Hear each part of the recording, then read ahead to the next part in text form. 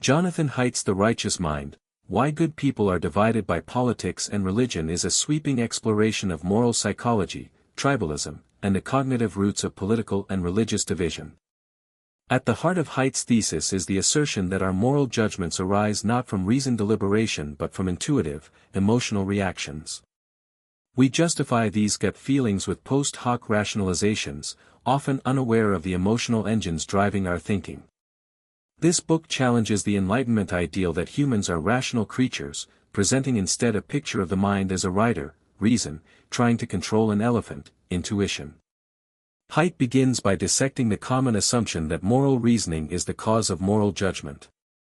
Drawing from psychological experiments and cross-cultural data, he introduces the idea that reasoning often serves more as a lawyer defending a client than as a judge impartially weighing evidence. We construct arguments to support what we already feel is right or wrong, not to discover what is truly moral. This insight leads to the sobering realization that debate and argument rarely change minds, because the roots of our beliefs are not rational but emotional. He presents a model called moral intuitionism, arguing that intuition comes first and strategic reasoning second. This explains why people can be blind to evidence or logic that contradicts their views, and why even the most intelligent individuals are often more adept at defending their beliefs than questioning them. This realization forms the foundation for much of the book's call for empathy and humility in political discourse. Understanding that others are not evil or stupid, but simply shaped by different moral intuitions, can radically alter how we approach ideological conflict. Haidt introduces the concept of moral foundations theory as a way to map out the different dimensions of morality. Through anthropological and psychological research, he identifies at least 6 foundational moral values: care/harm, fairness/cheating, loyalty/betrayal, authority/subversion, sanctity/degradation, and liberty/oppression. While all humans possess these intuitions to varying degrees, cultures, and individuals prioritize them differently, which leads to a divergence in moral and political worldviews. Liberals, for instance, tend to focus heavily on care and fairness, showing sensitivity to suffering and inequality. Conservatives, by contrast, value a broader set of moral foundations, including loyalty, authority, and sanctity, which often leads them to prioritize order, tradition, and group cohesion. This moral breadth allows conservatives to resonate with a wider range of foundational values, which Haidt suggests might help explain their electoral resilience in many democratic societies. Religion and politics, in Haidt's framework, are not merely about belief but about belonging. Moral communities bind people together and provide structure, identity, and purpose. However, they also blind people to other perspectives, reinforcing groupthink and tribalism. This dual nature, binding and blinding, is central to the book's exploration of how good people can end up in deep conflict with one another over moral issues. Haidt uses evolutionary psychology to further ground his theories, arguing that humans evolved not just as individuals but as groupish creatures.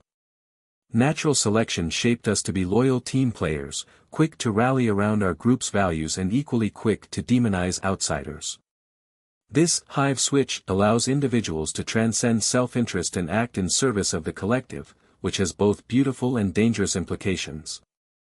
It helps explain religious fervor, nationalism, and even the ecstatic joy of a sports stadium in unison. One of Haidt's most powerful insights is that moral diversity is not inherently a problem, it can be a strength. However, our current social and media environments amplify division and discourage understanding. By engaging primarily with like-minded people, whether online or in real life, we become more extreme, more righteous, and more suspicious of those who differ from us. Echo chambers and tribal loyalty erode the possibility of meaningful dialogue and increase polarization. Haidt's critique of the new atheists and the liberal tendency to dismiss religion as irrational or harmful is particularly provocative. He argues that religion, like morality, is a group adaptation that has played a vital role in fostering cooperation and altruism within communities. While it can certainly be misused, to reduce it to superstition or delusion is to ignore its evolutionary purpose and social benefits. To foster better political and moral understanding, Haidt suggests that we need to cultivate moral humility and curiosity. Instead of attacking opposing viewpoints, we should seek to understand the moral foundations behind them. This approach does not require abandoning one's own beliefs, but it does mean recognizing the legitimacy of others' concerns. By seeing people as moral beings, rather than ideological enemies, we open the door to more productive discourse.